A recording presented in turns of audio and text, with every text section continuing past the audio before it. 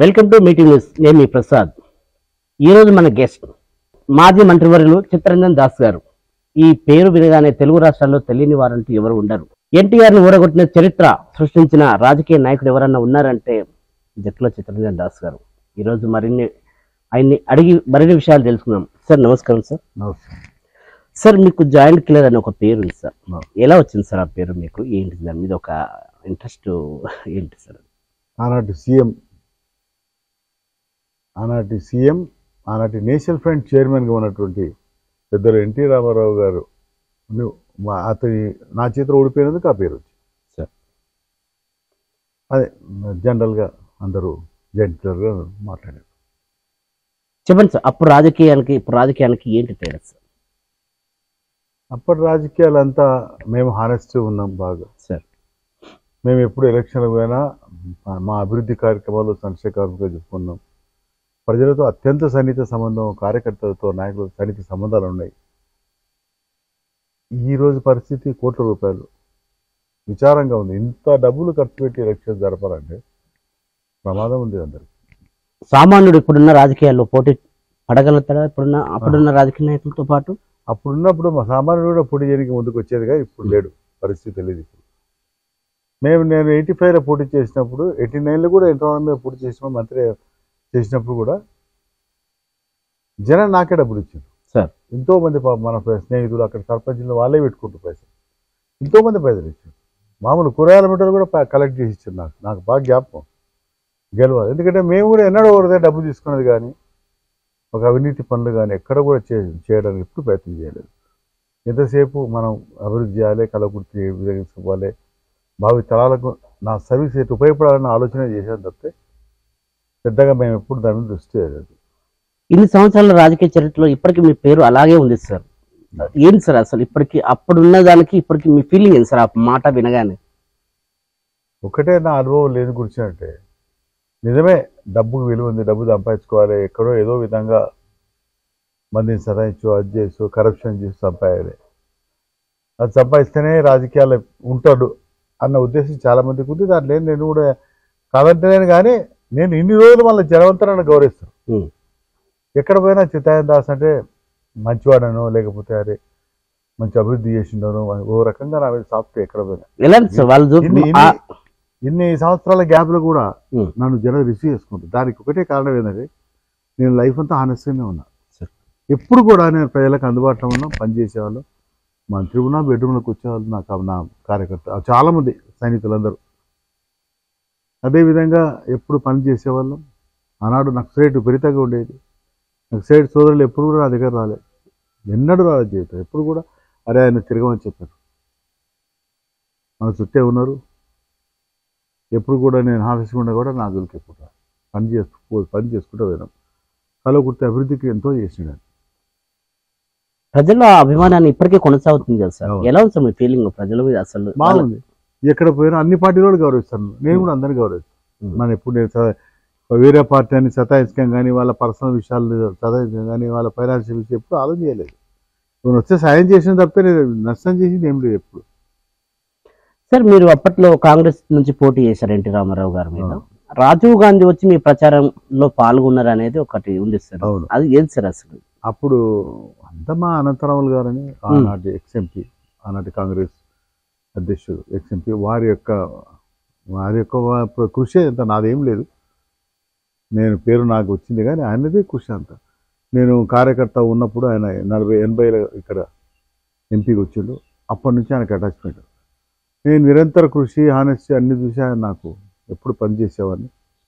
జనంలో కూడా నా పేరు ప్రతిష్టలప్పుడు అందరూ చూసి నాకు 83లో ఉరుకుమారెడ్డి గారు టికెట్ ఇచ్చాను. ఆయన కొరకు మస్తు కృషి చేసినాం. అప్పుడు జేపాడి చాలా బలవంతుడు కదా, మాకు కాంగ్రెస్ కార్యకర్తలు లేకుండా అంత బలవంతులు. మేమే అంత కష్టపడి మొత్తం మీద ఏజెంట్లు కూడా లేని పరిస్థితిలో కూడా ఆయన ఓడిపోయాడు. తర్వాత 85లో మరి నేను కాంటాక్ట్ చేసినాం.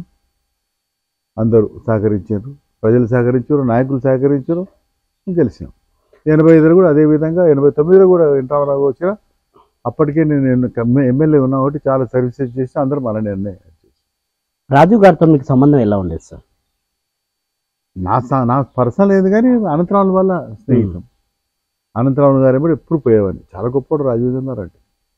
ఆయన బయటకు వచ్చి నేను అనంతరావు గారు పోతే ఆఫీస్కి పోతే లేచి వచ్చి డోర్ తీసి మళ్ళీ మాట్లాడి మళ్ళా పంపించేవాడు. అంత పొలైట్ లీడర్ ఒక ప్రధానమంత్రి ఎప్పుడు చూడలేను. Great personality. సార్ అప్పట్లో టికెట్ కన్ఫర్మ్ చేసినప్పుడు ఎన్టీఆర్ మీద పోటీ చేస్తున్నారు మీరు అంటే అప్పుడు ఇంకా మీకు భయం వేసిందా, లేకపోతే చేయగలుగుతామా, నెగ్గగలుగుతామా, జనాల్లోకి వెళ్ళగలుగుతామా, ఎలా తీసుకెళ్ళాలి, ఎలా చేయాలి ప్రచారం అని ఒక ఏదైనా చర్చ వచ్చింది సార్ మీ మధ్యన? నాకేం రాలే, నేను కాన్ఫిడెన్స్గా గెలుస్తారని. ఎందుకంటే మనకు మంచి ఆర్గనైజేషన్ ఉన్నది. అప్పుడు అందరూ సహకరించారు. ఆనాడు అవేరు చైర్మన్ వాళ్ళు కూడా నాకు సహకరించారు. మాధవన్ గారు మంచిగా సహకరించారు అప్పుడు 2 సెలక్షన్స్. తర్వాత నేను కూడా బాగా పనిచేసిన అన్ని సెక్షన్స్ మన కాంగ్రెస్ క్యాడర్స్ అన్ని సెక్షన్స్ నాకు సపోర్ట్ చేశారు. నేను గెలుస్తా నమ్మకం ఉన్నది గెలిచా. అంటే ఒక మాట అంటే జనరల్గా ఎన్టీఆర్ గారు ఒక మాట అన్నారు, నేను కల్వకుర్తి నియోజకవర్గంలో నా చెప్పు నిలబెడితే గెలిపిస్తాను, ఒక మాట వల్లనే ఆయన ఓడిపోయాడు అనే దాని మీద. సో అది ఎలా చూడొచ్చు సార్? అది దానివల్ల అంత పెద్ద ఏం ప్రభావం లేదు. కానీ ఎక్కడో అన్నట్లు మన దగ్గర ఎవరిలే ఇట్లా చర్చకు వచ్చింది. కానీ ఆయన అన్నది కూడా నాకు జ్ఞాపకం లేదు. అంతే సార్. పెద్దగా నాకు దాని గురించి పట్టించుకోలేదు. అదొక ఇదే కాదు, కేవలం డబ్బు వల్లనే రాజకీయం చేయగలుగుతున్నారు, డబ్బు వల్లనే రాజకీయం నడుస్తుంది సార్. మీరు ఒక 40 సంవత్సరాల రాజకీయంలో కొనసాగుతూ ఉన్నారు కదా, ఎలా అనిపిస్తుంది సార్ ఇప్పుడు ఈ డబ్బును చూసి, మీకు ఈ రాజకీయ నాయకుల వ్యవస్థను చూసి? అదే కదా బాధ. ఇంత డబ్బులు ఖర్చు అయితే, మన ఖర్చు అట్లే ఉంది. ప్రజలు బాగా ఎక్స్పెక్ట్ చేస్తుండ్రు నాయకులు. అరే ఎంప్లాయర్స్ కూడా డబ్బు అడుగుతుండ్రు. అది అన్యాయమైనటువంటి విషయం. ఆనాడు ఎంప్లాయర్స్ అందరూ నాకు కలెక్షన్ ఇచ్చేవారు. ఏదో పాపం కలెక్షన్ అంటే లక్షలు ఇచ్చేది లేదు. ఆనాటి పరిస్థితులు బట్టి అందరూ 5,000, 2,000 కలెక్షన్ ఇచ్చేవాళ్ళు. అది కూడా ఆనందంగా ఉండేది. కానీ ఈ కోట్ల డబ్బు ఇది చాలా ప్రమాదకరమైనటువంటి. ఇది డెమోక్రసీకి కూడా నష్టమే. భవిష్యత్తులో కూడా ప్రజలకు నష్టమే, డెమోక్రసీ ప్రజలు అర్థం చేసుకోలేకపోతున్నారు గొప్ప వాళ్ళు. ఇప్పుడు కరప్షన్ చేసే నాయకులు అయితే పర్వాలే. కరప్షన్ చేసే నాయకులు అయితే ఎంత ఖర్చు పెట్టినా సరే ఏం కాదు. ఆనెస్ట్ ఉన్న లీడర్లకి ఇబ్బంది అవుతుంది. ఆనెస్ట్ ఉన్న లీడర్కి ప్రజల డబ్బు ముట్టకుండా ఉండాలి. మా నారాయణ రెడ్డి గారు మనకు గెలిచిన ఎమ్మెల్యే గారు, అలాంటి వానికి ఎంత కష్టం. ఆయన ఆస్తులమి డబ్బులు ఖర్చు పెట్టాడు, మళ్ళీ బయట తప్పాడు. పెద్ద కరప్షన్ కాదు, అందరికి ప్రజలు అందుబాటుతాడు. ఎందుకంటే నాయకుల పరిస్థితి ఏంది భవిష్యత్తు? ఇట్లా 2 మాటలు ఎలక్షన్ అయితే దివాళ తీసిపోతాడు. అది దాన్ని ఒప్పనేది. అంతంత డబ్బులు ఏమది పైసలా రాలా సార్? ఇలాంటి పరిస్థితి రాజకీయ నాయకులు తీసుకొచ్చారా, ప్రజలు అలవాటు అందరూ తీసుకొచ్చారు సార్. ఇటు రాజకీయ నాయకులు తీసుకొచ్చారు, ఏమంటే అడ్డంగా సంపాదించారు పెట్టింది. తర్వాత పార్టీలు కూడా అదే మీద చేసినాయి. అంతకుముందు కొంత డబ్బులు ఏదో, ఇప్పుడు నేను నా ఎలక్షన్లో పోటీ చేసేటప్పుడు నాకు ఎంత ఇచ్చారు? 50,000 అంతా అనంతరావు గారు తీసేవాళ్ళు. అంతవరకే మనకి ఎక్కడిక్కడ వచ్చి పెద్ద ఖర్చు మామూలుగా అంతే. అంటే ఓపెన్ చెప్తున్నాడు. ఎక్కడ నా టైంలో 50,000 ఇచ్చి అది అనంతరావు పంపించారు. నాకు పార్టీకి వచ్చి అనంతరం వచ్చింది తెలియదు, వారు పంపించారు. ఇంకా అంతే. నేను పాపం అప్పటికే ఓడిపోయినారు అప్పుడు ఆయన. అది పాపం తిరిగి చేసినట్టు అందరూ మా బంధువులు స్నేహితులు అందరూ చాలా డబ్బులు ఇచ్చారు. ఆడికే తక్కువనే ఎమ్మెల్యే అయిపోయింది. ఎందుకంటే నాకు ఎవరు కార్యకర్తలు అడగలేను. అందరూ హానెస్ట్గా ఉన్నారు. ఆ ఖర్చులతో అంత గడిచిపోయింది. ఆనాడు లీడర్స్ అట్టే ఉన్నారు. బాబా నాడు రుక్మారెడ్డి గారు ఉండే వారందరూ బాగా సహకరించారు. ఇక అదేవిధంగా ఎన్టీ రామారావు పోటీ చేసినప్పుడు కూడా పెద్దగా ఏం లేదు. రాజీవ్ గాంధీ గారు వచ్చారు అప్పుడు. ఎన్టీ రామారావు పోటీ జరిగేటప్పుడు ఇక్కడికి రాజ్భవన్కి వచ్చిండు. అనంతరావు పరిచయం చేసిండు. Sir this fellow is contesting NT Rama Rao, sitting chief minister, is also MLA అన్నాడు. వెంట రాజీవ్ గాంధీకి ఒకసారి మాట్లాడినా వెరీ గుడ్ అని చెప్పి నాకు తెలుసు పూతేదారు ఉన్నాడు అప్పుడు.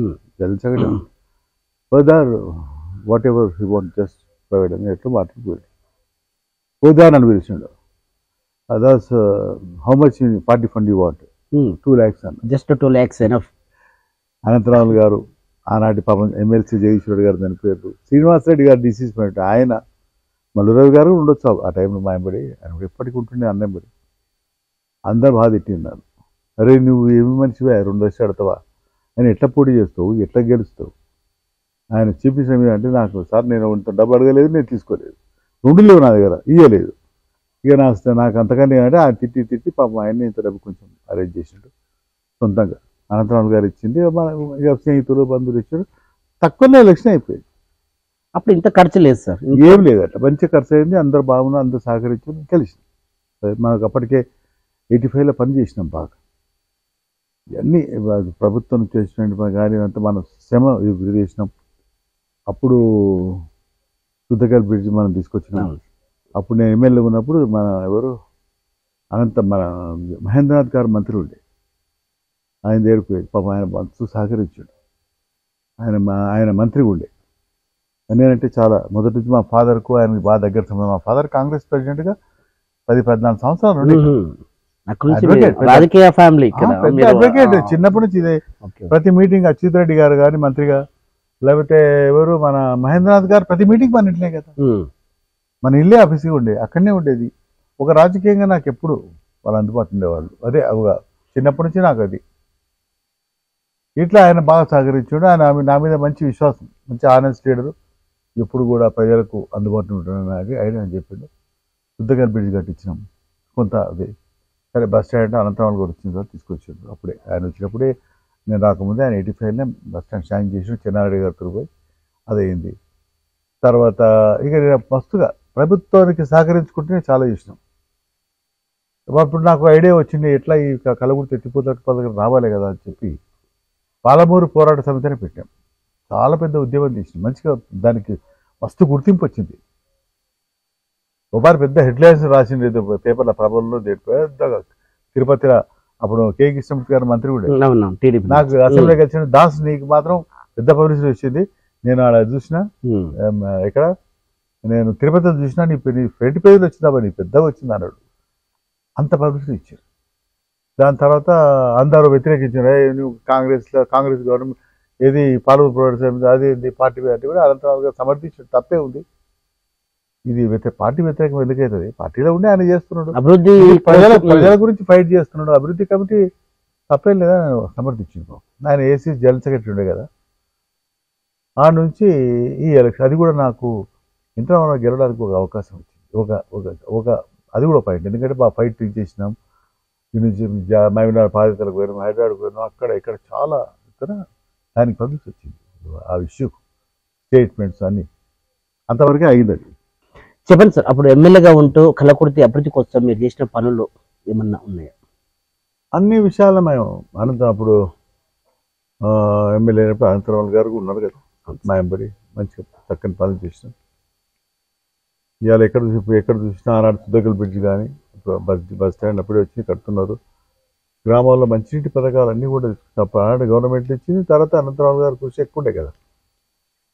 ఎమ్మెల్యే ఉన్నప్పుడు చాలా ఎక్కడ ఇండ్లు కానీ, ట్రాన్స్ఫార్మర్లు కానీ, శాయశక్తుల ప్రజలకు అందుబాటు నుండి మొత్తం పనిచేసినాం. మొత్తం కార్పొరేట్ వాట్సింగ్ కానీ, రూల్స్ కానీ అన్నీ చేసినాం.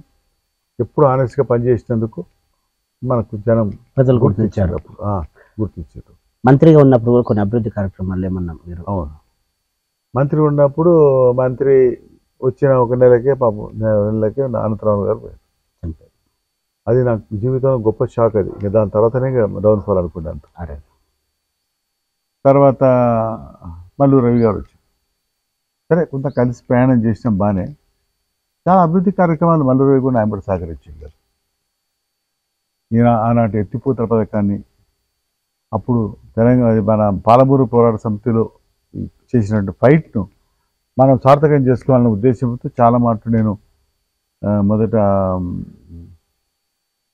చెన్నారెడ్డి గారు ముఖ్యమంత్రి ఉన్నప్పుడు బాగా ఫైట్ చేసినాం. పాపం ఆయన బాగానే చేసినాం, కానీ ఒక రూపకల్పన జరగలేదు. మస్తు పనులు వచ్చినాయి అప్పుడు కూడా. తర్వాత నెక్స్ట్ జనార్దన్, మొదటి నుంచి విజయభాస్కర్ గారు ఉన్నప్పుడు జనార్దన్ గారు ఉన్నప్పుడు బాగా ఫైట్ చేసినాం.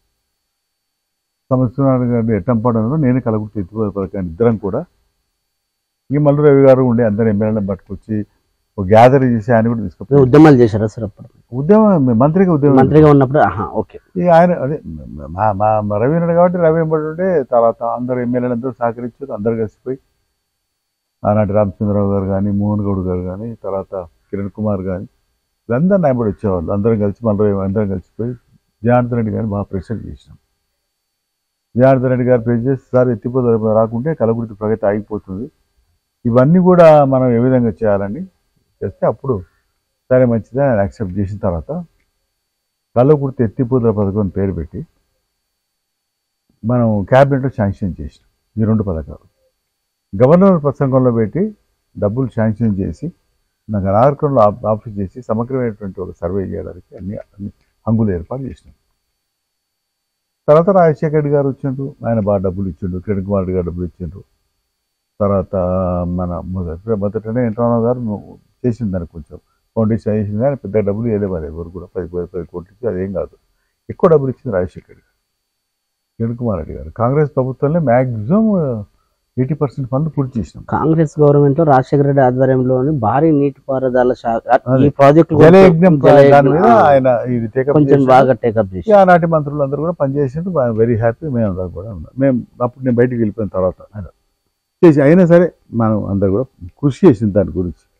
అది ఆయన ఆటోమేటిక్ వచ్చినది, మన ఎవరి ప్రయత్నం లేకుండానే జలయజ్ఞంలో అన్ని సక్సెస్ అంతవరకు బాగానే ఉంటుంది. అందుకే కలగుర్తి ఎత్తిపోతల పథకం మన వల్లనే మంత్రి ఉన్నప్పుడే దానికి ఒక రూపకల్పన జరిగింది, శాంక్షన్ ఇచ్చినాం, అది వెరీ హ్యాపీ.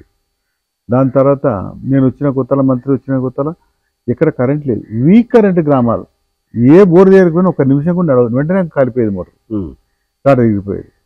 అయితే నేను ఆఫీసర్ని పిలిచి అడిగిన అసలు ఏంటి దీనికి రెమెడీ ఏంటంటే, సార్ ఏం లేదు, ఎన్నైనా సబ్స్టేషన్లు పెట్టి ఇక్కడ 220 kV రావాలి, లేకపోతే ప్రమాదం కష్టమవుతుంది అన్నాడు. వెంటనే నేను బయలుదేరి హైదరాబాద్కు ముఖ్యమంత్రి జనార్దన్ రెడ్డి గారు అడిగా, సార్ మాకు 220 kV అర్జెంట్గా ఇవ్వాలి, ఇవ్వకపోతే మాకు రైతులు తట్టుకునే పరిస్థితి లేదు అంటే, లేదు ఈసారి వేరే దిక్కిచ్చినా నెక్స్ట్ ఇయర్ ఇస్తా అంటే, లేదు సార్ మొత్తం ఆ రైతులు చచ్చిపోతారు. అరే నీకు మంత్రి ఇస్తే అంటే, మంత్రి లేకుండా బాధ సార్, నాకైతే అది ఇవ్వండి ముందు అని చెప్పాను. అప్పుడు ఆయన 220 kV శాంక్షన్ చేసిండు, అప్పటికప్పుడు చేపించాడు, ఆఫీస్లో పిలిచి చేపించి నేను జనార్దన్ రెడ్డి గారు ఇద్దరం వచ్చి ఇక్కడ ఫౌండేషన్ ఇచ్చినాం. తర్వాత ఆయన దిగిపోయాడు, 8 నెలల్లో కూడా విజయభాస్కర్ రెడ్డి గారు చేపించినాడు, ఇద్దరం కలిసి ఇక్కడ దీన్ని కంప్లీట్ చేసినాం. ఇనాగ్రేషన్ చేసినాం విజయభాస్కర్ రెడ్డి, మేము అందరం కలిసి, మళ్ళీ రేపు కూడా ఉండే కదా, అందరం కలిసి చేసినాం. ఇక అదేవిధంగా మస్తు ఎన్ని సబ్ స్టేషన్స్, 100 ట్రాన్స్ఫార్మర్ నా హ్యాండ్లో ఎక్కడ చూసినా. అసలు నేను వచ్చే కొత్తలా ఎక్కడ గ్రామాల్లో కరెంటే తక్కువ లేదు, నీకు తాండాల కరెంటే లేదు, వ్యవసాయమే లేదు, హరిజన వాళ్ళ వ్యవసాయం లేదు, బీసీలకు కాలనీ ఎక్కడ లేదు. నా టైంలో మొత్తం మనున్న టైంలో మొత్తం ట్రాన్స్ఫార్మర్లు 100 ట్రాన్స్ఫార్మర్లు తెప్పించాం.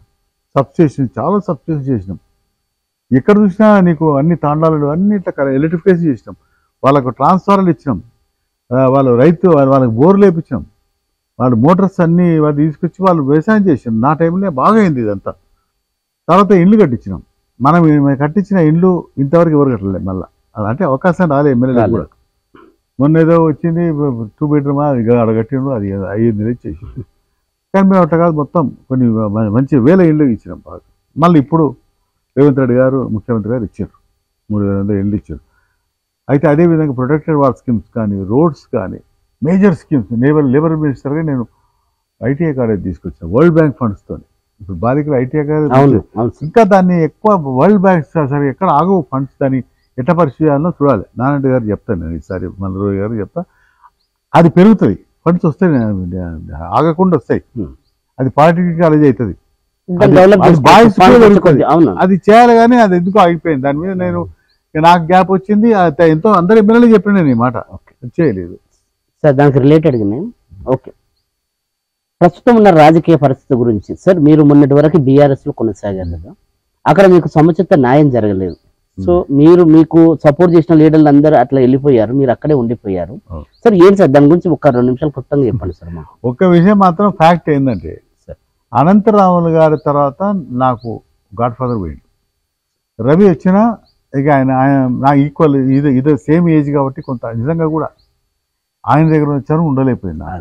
మంచోడే Ravi, is a good fellow, కానీ అంత చనువు, ఆయనకు ఈగోయిజం నాకు ఈగోయిజం అప్పుడప్పుడు పట్టుకు ఉంటాయి కదా, ఆయనకు లేదు. అనంతరాములు గారు 10 మాట అందరి మీద తిట్టినా మేము పట్టించుకునే వాళ్ళం, ఒక తిట్టేది ప్రేమ చేసేది, అది గ్యాప్ వచ్చింది. ఆయన ఈజ్ ఎ గ్రేట్ పర్సన్. ఇక్కడ ఏమైందంటే ఒకరికొరు అది కొంచెం గ్యాప్ వచ్చింది. అప్పుడప్పుడు ఎంతమందికి చేసినాం సరే, రవి గారికి చేసినాం, అది పక్కకు పెట్టు, తర్వాత ఎందుకంటే మన అనంతరాములు గారి వల్ల మనం వచ్చాం. అవును. ఇవాళ మాట్లాడుతుంటే అనంతరాములు గారు పుణ్యమే. ఉమ్. ఎమ్మెల్యే చేసిండు, నన్ను మంత్రి చేసిండు, పెద్ద చరిత్ర చూపించిండు, AC youth Congress council member చేసిండు, జనరల్ సెక్రటరీస్ అన్నీ ఆయన. మనం ఏం మాట్లాడలేదు. ఆయన యొక్క వల్లనే నేను ఇవాళ మనిషిగా రాజకీయ నాయకుడిగా ఈ భూమి మీద నిలబడ్డా. కాబట్టి ఆ కృతజ్ఞత నాకు ఎప్పటికి ఉంటుంది లైఫ్ అంతా, వాళ్ళ ఫ్యామిలీ మీద వాళ్ళ మీద ఎప్పటికీ. అదేవిధంగా మల్లురావు గారు సరే ఆయనకు చేసినాం. దాని తర్వాత వచ్చినటువంటి అందరు కిష్టారెడ్డి గారికి చేసినాం. తర్వాత నీకు ఎమ్మెల్యేలు ఎవరు వెంకటచంద్రెడ్డికి చేసినాం, జయపాల్ దగ్గర 2 మాటలు చేసినాం. ఒక దురదృష్టం ఏంటంటే గెలిచిన 15 రోజులకే నన్ను దూరం పెట్టారు. అంత భయపడరు నాకు. వీడి మళ్ళీ అడ్డం వస్తాడనో దేనికో నన్ను ఎప్పుడు ఎందుకు దూరం పెట్టాల్సి వచ్చింది అర్థం కాలేదు.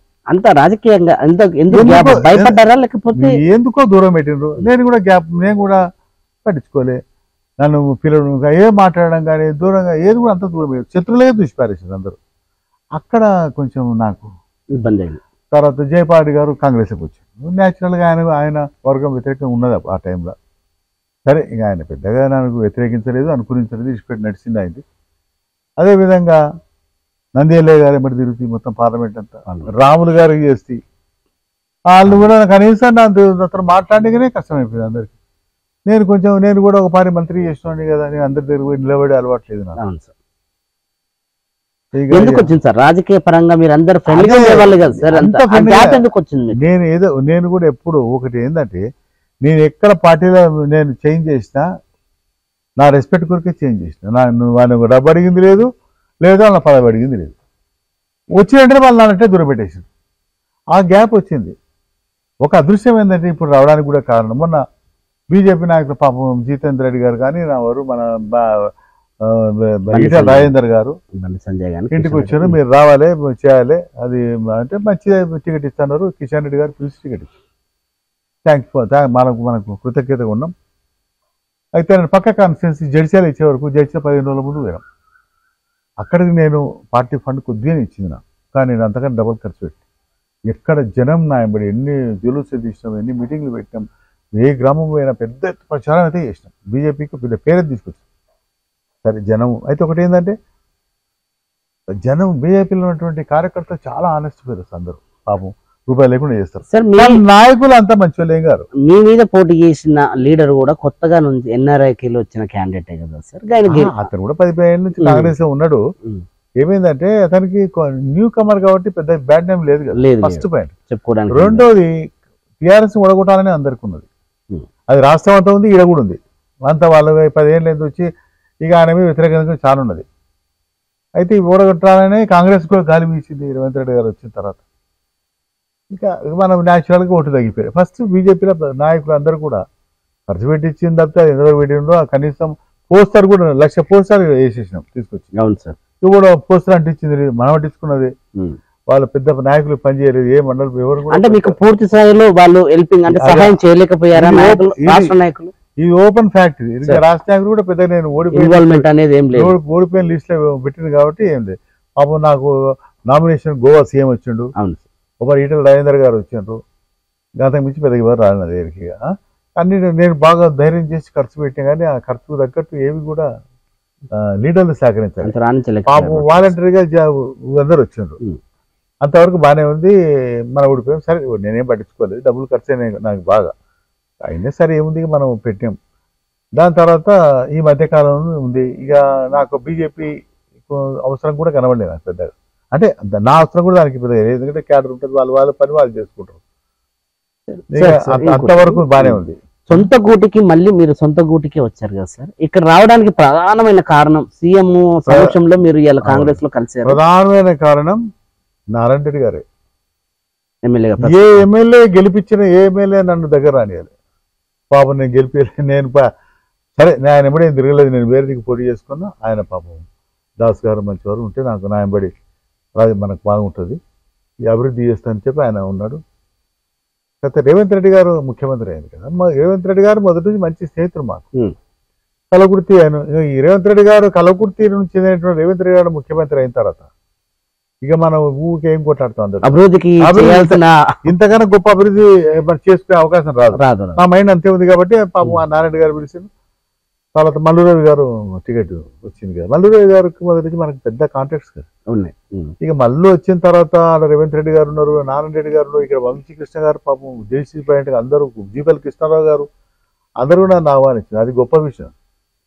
సార్ ఇంతమంది మొదటిసారి ఆహ్వానించడం నాకు కూడా జరగలేదు. ఇంతకుముందు ఎవరో క్యాండిడేట్ కూడా చేసిన క్యాండిడేట్ పరిస్థితి. అందుకే నేను సరే ఇప్పుడు నేను చేసేది కూడా ఏం లేదు. ఇప్పుడు ఫస్ట్ నా ప్రియారిటీ కలవకుర్తే కదా, కలవకుర్తి అభివృద్ధి బలం అదే, బలహీనత అది. రైట్. ఇక కలవకుర్తి డెవలప్మెంట్ ఇవన్నీ జరిగి జిల్లా కొంత జరగాలంటే నేను ఇప్పుడు ఏం ఫైట్ చేస్తా, బీజేపీలో ఏం చేస్తా. కాబట్టి నేను ఆడ సీఎం ఉన్నాడు మనవాడు, ఇప్పుడు ఎక్కడ 4 రోజుల కన్నా మనం ఆయన లీడర్ ఉన్నప్పుడు అందరు పట్టుకపోయి ఎమ్మెల్యేలు కలిసి మనం కలవకుర్తి మాడతాం, చేస్తాడు, చేసే శక్తి ఉంది ఆయన దగ్గర. ముఖ్యమంత్రి గారు మీకు ఏమైనా హామీ ఇచ్చారా? నేను అదేం ఇంకేం అడగలేదు. నేనే ఆయనతో పాపం మనం మీరు బాగా చేయండి పార్టీగా అన్నాడు. ఆయన మీద నమ్మకంతో సరే నేను ఎవరినైనా కాబట్టి ఆయన అడగలేదు, ఎవరు ఆయన ఏం అడగలేదు. సరే వీళ్ళంతా ఉండరుగా అందరం రావాలంటే మేము అందరం మీకు గౌరవిస్తామని చెప్పాను. సరే మన ఉద్దేశం కాదని వచ్చింది, బాగానే ఉంది. వచ్చే member of the parliament MP election లో మీది ఎలా ఉండబోతుంది సార్ కాంగ్రెస్ నుంచి? కాంగ్రెస్ ఏదో నేను తిరుగుతా బాగా, నాకు పార్లమెంట్ మీద నాకు సరే చాలా సంవత్సరాలు తిరిగి అనంతరావు ఉన్నప్పటి నుంచి కూడా అన్ని విషయాలు తిరుగుతున్నా కదా. నేను నార్కన్లు పోయించిన పెద్ద మీటింగ్స్ అన్ని జరిగినాయి బాగా. తర్వాత అచ్చంపేటలో పోయినాం, కొల్లాపూర్లో కృష్ణారావు గారు స్పెషల్ పిలిస్తే ఆయన దగ్గరికి పోయినాం. ఇక్కడ జిల్లాతో తిరుగుతాము, మనకు ఉన్న కాంటాక్ట్స్ ఉండేవి, మనం పని చేసినాం, పాత వాళ్ళందరూ కూడా వస్తారు. కలగొడితే మన ఓటింగ్ చాలా పెరుగుతుంది. కాంగ్రెస్ లో ఇప్పటి వరకు ప్రజలకు ప్రకటించిన 6 గ్యారెంటీలు కూడా అమలయ్యే పనులు ఆల్మోస్ట్ అమలైనవి. ఇలాంటి సంక్షేమ పథకాలు అమలైన విషయాలు పబ్లిక్ లోకి ఎలా తీసుకెళ్తారు, ఎలా సమన్వయం చేస్తారు, ఎలా ముందుకు వెళ్తారు? పబ్లిక్ రోజు పోతూనే ఉండే, వాట్సాప్ చూస్తుండ్రు, పేపర్లు చూస్తుండ్రు, మన కార్యకర్తలు చెప్తుండ్రు, లీడర్లు మేము చెప్తున్నాం. పబ్లిక్ ఆటోమేటిక్ పోతే పబ్లిక్ అప్పటి పబ్లిక్ ఇప్పుడు 24 గంటల పేపర్లు అప్డేటెడ్, అన్ని అప్డేట్ ఎప్పటికి ఇలా దొరికితే పాప గంట చివరి తెలిసిపోతుంది అందరికి. ప్రజలకు అన్ని చెప్తాము, వాళ్ళకి తెలుసుకుంటూనే ఉండరు ఎవరు ఎటువంటి వాళ్ళు. కాంగ్రెస్ మంచి ఇప్పుడు మల్లురావు గారు రైట్ టైంలో వచ్చిండ్రు, ఆయన టికెట్ వచ్చింది, కాంగ్రెస్ అధికారంలో ఉంది, ఎమ్మెల్యేలు ఎంత ఉండరు, మంచిగా బలంగా ఉండరు. తర్వాత ఎమ్మెల్యేల దగ్గర కూడా కాంగ్రెస్ పార్టీ బలంగా ఉంది. ఇక తర్వాత ఎదుటి క్యాండిడేట్స్ వీక్ క్యాండిడేట్స్. భరత్ వచ్చిండు, ఏముంటుంది భరత్ పిరాడు, జిల్లా పరిషత్ మెంబర్గానే ఆయన పెద్దగా ఎక్కడో పోయిండు, వచ్చిండు మళ్ళా. సరే బీజేపీకి అంత పెద్దలే, ఆయన గురించి నేనేం మాట్లాడాను. ఇక ప్రవీణ్ కుమార్ గారు వచ్చారు, మరి అంతకుముందు ఆ పార్టీలో ఉండే కదా, బీఎస్పీలో ఉండి బాగా 10 ఏళ్ళు కేసీఆర్ తిట్టి సడన్ గా వచ్చి మన కేసీఆర్ పార్టీ వచ్చింది. మన ప్రజలు ఎంత రుచి చేసుకుంటూ చూద్దాం. దొరల పార్టీ, కరప్షన్ పార్టీ, దొంగల పార్టీ విపరీతం. అందరికన్నా ఎక్కువ వ్యతిరేకించింది బీఎస్పీ ప్రవీణ్ కుమార్ గారు. అదే పార్టీలో వాళ్ళు ఇప్పుడు అయితే ఆయన పెద్ద ఫైటర్, వీకర్ సెక్షన్ గురించి మాట్లాడుతున్నాడు, బలైన వర్గాలు ఉన్నాడని కొంచెం సింపతి అందరికి ఉన్నది. సడన్ గా మళ్ళీ ఏదైతే తిట్ట పార్టీలోకి వచ్చి ఆయన మళ్ళా పొత్తు పెట్టుకున్నారు, అది కూడా రాజకీయానికి పొత్తు కదా, డైరెక్ట్ కలిసిండు, టికెట్ ఇచ్చారు. మళ్ళీ ఆయన కూడా పొలిటీషియన్ అనే ఐడియా వచ్చింది. మన పొలిటీషియన్ కి ఎంతవరకు యాక్సెప్ట్ చేస్తో చూడాలి. మన కట్ట కాదు కదా, మొత్తం మీద డైనమిక్ లీడర్ మళ్ళీ బాగా పనిచేస్తాడు, ఎంత పెద్ద ఢిల్లీలో పనిచేస్తాడు, ఈ ప్రాంతానికి అభివృద్ధిలో పాల్గొనడం ఆయనబడి అందరు తీసుకొచ్చిన ఎన్నో అభివృద్ధి కార్యక్రమాలు మళ్ళీ ఉంది కదా. అదేవిధంగా భవిష్యత్తులో కూడా మళ్ళీ లాభం జరుగుతుంది. ఇక్కడ ఎమ్మెల్యేలు ఉన్నారు బాగా, కలకుర్తి కూడా ఏముంది, నారాయణ రెడ్డి గారు ఉన్నారు, మల్లు గారు ఉన్నారు, సీఎం గారు ఉన్నారు, జీపల్ కృష్ణారావు మంత్రి ఉన్నారు, ఈ పక్కన వంశీకృష్ణుడు, అన్ని మస్తు డెవలప్మెంట్ అయ్యే అవకాశాలు ఇంతకన్నా గొప్పగా అవకాశం ఎప్పుడు వస్తాయి? ప్రజలకు ఏం చెప్తారు సార్ ఎంపీ ఓట్ల గురించి? జనాలకి ఎంపీ ఓట్ల గురించి ఒకటే, కాంగ్రెస్ పార్టీ బలంగా ఉంది, దాని డౌట్ లేదు. రేవంత్ రెడ్డి గారు ముఖ్యమంత్రి అయ్యారు మన కలగుడి తాలూకు, తప్పనిసరిగా మనం ఆయన సపోర్ట్ చేయాల్సిన అవసరం ఉంది. రేవంత్ రెడ్డి గారు ఎంతకాలం మనకు ఉండగలుగుతారో కలగుడికి అంత లాభం జరుగుతుంది. మన జిల్లాకు దొరుకుతుంది, కలగుడితో సహా జిల్లా జరుగుతుంది. కాబట్టి ఆయన బలపరిచే అవకాశం అవసరం మనకు ఉంది కూడా. మల్లురావు గారు మంచి డైనమిక్ లీడర్ వస్తాడు, మళ్ళీ ఆయన గెలుస్తాడు డెఫినెట్గా, దాంట్లో ఏం డౌట్ లేదు. 2-3 లక్షల మేడమే గెలుస్తాడు. ఆయన వచ్చిందంటే మన నారాయణ రెడ్డి గారు కానీ, ఇక్కడ వంశీ కృష్ణ గారు కానీ, ఇప్పుడు జూపల్లి కృష్ణారావు గారు అందరు కూడా మనకు పక్కన, మన రాకేష్ రెడ్డి గారు, దామోదర్ రెడ్డి గారు ఉన్నారు ఎమ్మెల్సీ. అందరూ సహకారం వల్ల మొత్తం మీద ఈ జిల్లా అన్ని కాన్స్టిట్యూన్సీతో జిల్లా డెవలప్ అవుతుంది, స్పెషల్గా మన కలగుడికి బాగా డెవలప్ అవుతుంది. అంతకన్నా మాకు కూడా ఈ వయసులో కావాల్సింది ఏం లేదు.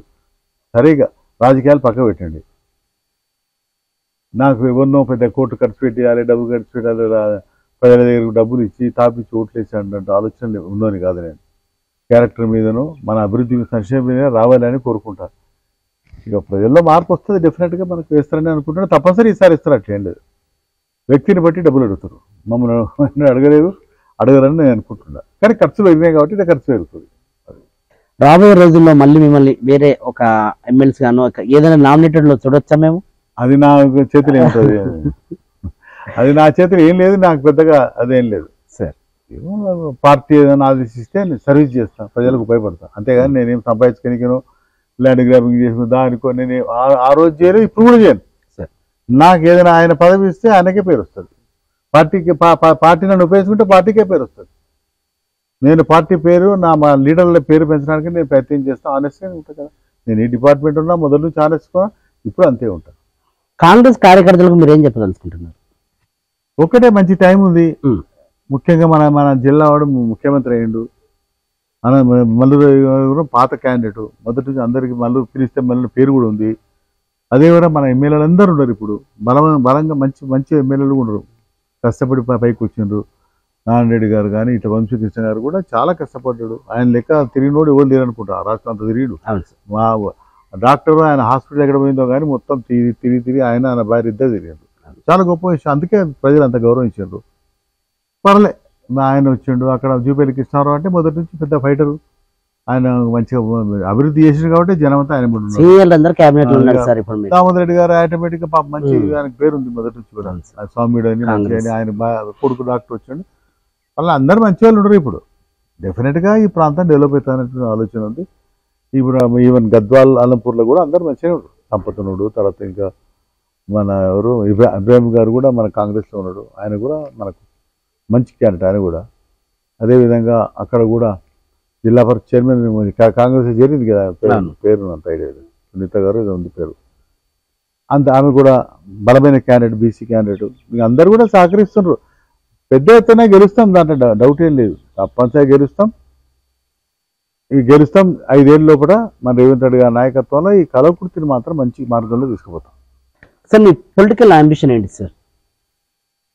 ఇప్పుడు పొలిటికల్ అంబిషన్ ఏముంటుంది కానీ, నేను ఉన్నంత వరకు ప్రజలు ఉండాలన్నది నా మొదటి అంబిషన్. ఫస్ట్ అంబిషన్ ప్రజల్లో ఉండాలి, నేను ప్రజలకు సేవ చేయాలి. నా జీవితం ఏదో కలవకుర్తిలో పుట్టిన మనం ఎక్కడో ఇంత పెద్ద అనేక మంది ప్రజల నాయకులు అందరూ అభిమానం చూడగన్నాం. 2 మాటలు ఎమ్మెల్యే అయినా. ఎన్టీ రామారావు అంటే గొప్పవాడిని గెలిచే అవకాశం ఈశ్వరుడు నాకు ఇచ్చిండు. ఆయన సీఎంఏ కాదు, నేషనల్ ఫ్రంట్ చైర్మన్ కూడా, ప్రధానమంత్రి క్యాండిడేట్ ఆయన. అంత గొప్పవాడిని ఓడించే అవకాశం వచ్చింది. అది నాకు గొప్పతనం కాదు, కానీ భగవంతుడు ఇచ్చిన వరం అది. అంత గొప్పవాడిని ఓడించే అవకాశం అందరికీ రాదు కదా, వచ్చింది.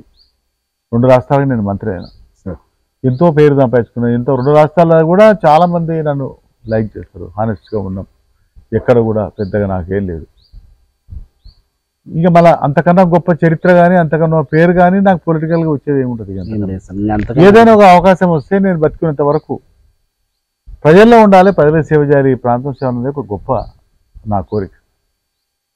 ఆ కోరికతోనే నేను అనేక సార్లు అధికారం ఉన్న పార్టీకి అయినా పనిచేస్తాను. నేను ఇక్కడ రాములకు సపోర్ట్ చేస్తే ఆయన మర్చిపోయాడు, ఆ పార్టీ మర్చిపోయింది. ఒకరోజు కలిసే అవకాశాలు లేవండి. ఇక అందుకే కొంచెం నేను గొప్ప వాళ్ళ మంత్రుల్లో పనిచేసిన. సార్, మీరు అంత గొప్పవారు కదా సార్, మా సీఎం కేసీఆర్ గారు మీకు అపాయింట్మెంట్ ఇవ్వలేదు. సరే, ఆయన సిస్టమ్ అయింది. తర్వాత నేను రాజీవ్ గాంధీకి అత్యంత సన్నిహితంగా ఉన్నాను. అవును సార్. ఆనాడు అనంతరావు గారు ఎప్పుడు ఎన్నో మాటలు పోయినా నేను. ఎందుకు అనంతరావు గారు చనిపోయిన తర్వాత జనార్దన్ రెడ్డి గారు మంత్రివర్గం వచ్చినప్పుడు నేను బట్టి గారు నాయబడి ఉన్నారు. అప్పుడు నా పక్కనే ఉన్నారు. ఇద్దరం కలిసి రాజీవ్ గాంధీ కూర్చొని మాకు స్వీట్ ఇచ్చారు. ఉమా గజపతిరాజు గారు కూడా వచ్చిండ్రు, మా ముద్ర కూర్చుండ్రు. అడిగిండు ఏమేం చేసినట్టు చెప్పిన కొన్ని విషయాలు. సార్, అనంతరావు గారు చనిపోయిన తర్వాత వీ హ్యావ్ బికమ్ ఆర్ఫన్స్ అని చెప్పిన మేము ఉంది, మీరేమన్నాడు డోంట్ వరీ అని పాపం వచ్చి నాకు మంత్రివాళ్ళు చేసినాడు. బట్టి ఉన్నాడు అప్పుడు. ఆయన ఎంబడే రాజీవ్ గాంధీ గారు ఎంబడి మొత్తం రాష్ట్రం అంతా తిరిగే అవకాశం వచ్చింది నాకు. ఆ టూర్ చేసిండు. అప్పుడు సన్నిహితంగా ఉన్నాం. నేను గెలిచినప్పుడు కూడా ఆయన మన కుముద్బిన్ జేష్ గారు చాలా సన్నిహితంగా ఉండే మన గవర్నర్. ఆమె మస్తు చెప్పిన నేను ఆయన కలవృతికి వచ్చింది, వనపడి అంతా నేను తిరిగినాం బాగా. ఆమెకు బాగా సన్నిహితంగా ఉండేవాడిని. ఎన్టీఆర్ వచ్చినప్పుడు గెలిచిన తర్వాత ఆమె నన్ను రాజ్భవన్ పిలిపించి రాజీవ్ గాంధీ గారికి ఫోన్ కల్పించింది. కంగ్రాచులేషన్ సార్, అంటే మీ దైవాన్ని గెలిచినా కానీ అదేం లేదు, only because of you I won't seat and Anantha Rao గారు అని చెప్పి ఎక్కడ కూడా నా సొంత బలం అని ఎక్కడ చెప్పలేదు, నేను చెప్పను కూడా. అయితే అదేవిధంగా నేను చెన్నారెడ్డి గారు అంటే అత్యంత గొప్పవాడు చెన్నారెడ్డి గారు అలాంటి పెద్ద లీడరు, తెలంగాణ పుట్టరు, ఇక పుట్టలేదు కూడా, పుట్టరు కూడా, అంత గొప్పవాడు అన్ని విధాల. గ్రేట్ అడ్మినిస్ట్రేటర్, మంచి హ్యుమానిటేరియన్, బాబా అన్ని వర్గాలు. ఆయన ఎప్పుడు పీసీసీ ప్యాంట్కి వచ్చినా మొత్తం అన్ని వర్గాలు, ఒక్కటి కాదు, హరిజనులు, గిరిజనులు, వెనకబడతారు, రేట్లు, బాబా అందరూ వచ్చి ఆయన సీఎం 2 మార్లు చేసినాడు. అంత పెద్ద తెలంగాణ మూవ్మెంట్ నడిపినాక కూడా మళ్ళీ ఒకరు సీఎం పెట్టాడు. బికాజ్ ఏంటంటే ఆయన అంత పెద్ద హ్యుమానిటేరియన్, అంత పెద్ద వర్కర్, అందరిని కలుపుకుపోయి తీసుకుపోయేవాడు. అంత గొప్పతనం నా జీవితం ఎవరు చూడలేక, చూస్తే సంతోషం అంత గొప్పవాడు దొరికితే. కానీ అలాంటి వారి దగ్గర, అంత గొప్పవాడి దగ్గర మంత్రిగా నేను చేసిన, లేబర్ మినిస్టర్, టూరిజం ఇచ్చిండు నాకు. పాపం ఏది చెప్పిన చేసి బాగా ఆయన ఎంతో ప్రేమ చేసేది. 40 ఏళ్ల రాజకీయ ప్రస్థానంలో మీరు చాలా మందిని చూశారు కదా సార్, ఎలా ఉంది సార్ ఆ ఫీలింగ్? ఇప్పటి వరకు మీరు ఇంకా కొనసాగుతున్న రాజకీయాల్లోకి ఉంది అట్లే. నేను చేసిన పనులు, వాళ్ళని బట్టి తిరిగినటువంటి ఆ మధుర క్షణాలు, ఆ జ్ఞాపకాలు అన్నీ ఉన్నాయి.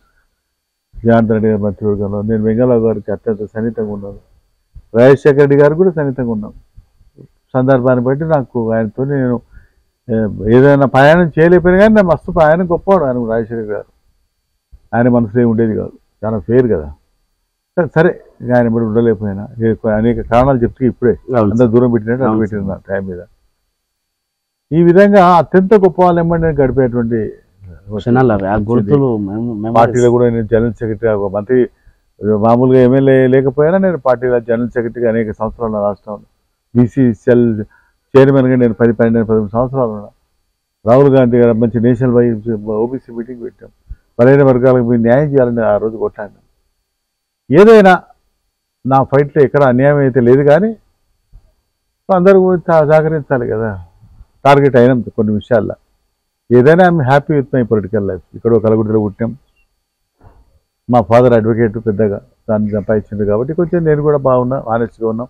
ఇంతమంది ప్రజల అభిమానం చూరగా ఉన్నా, ఇప్పటికీ అదే అభిమానంగా జనం నాకు ఉన్నారంటే ఐఎమ్ వెరీ హ్యాపీ. నేను మంత్రి ఏది లేని పదవి లేకున్నా కూడా ఎక్కడ పోయినా నన్ను జనం గౌరవించారు. ఇప్పుడు గౌరవిస్తున్నారు, ఇంకెప్పుడు గౌరవిస్తూనే ఉండదు.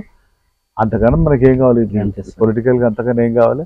ఏదన్నా నాకేదైనా అవకాశం వస్తే అది సర్వీస్ చేసి ఉపయోగపడుతుంది, ప్రజలకు సర్వీస్ చేయడానికి, ప్రాంతానికి సర్వీస్ చేయడానికి ఉపయోగపడుతుంది. అంతే తప్పితే నాకు ఇచ్చినటువంటి నాయకులకు వాళ్ళకి పేరు వస్తుంది, పార్టీకి పేరు వస్తుంది, కానీ అదొక్కటే నాకు ఉన్నది. ఏంటి ఏదంటే ఒక్కటే లాస్ట్ అంబిషన్ అంటే నేను ఉన్నంత వరకు ప్రజలు ఉండాలన్నది అంబిషన్, అంతకన్నా ఏముంది. Sir thank you so much అండి. మీరు మనస్ఫూర్తిగా మేము కోరుకుంటున్న మీ టీవీ న్యూస్ నుంచి మళ్ళీ మంచి రోజులు రావాలి, మీరు ఆనందంగా ఉండాలి, హ్యాపీగా ఉండాలని మనస్ఫూర్తిగా కోరుకుంటూ మీ విలువైన సమయాన్ని మీ టీవీ న్యూస్కి వచ్చినందుకు థ్యాంక్ యూ సో మచ్ అండి. Thank you sir. ఇది చూస్తూనే ఉండండి మీ టీవీ న్యూస్ ప్రసాద్.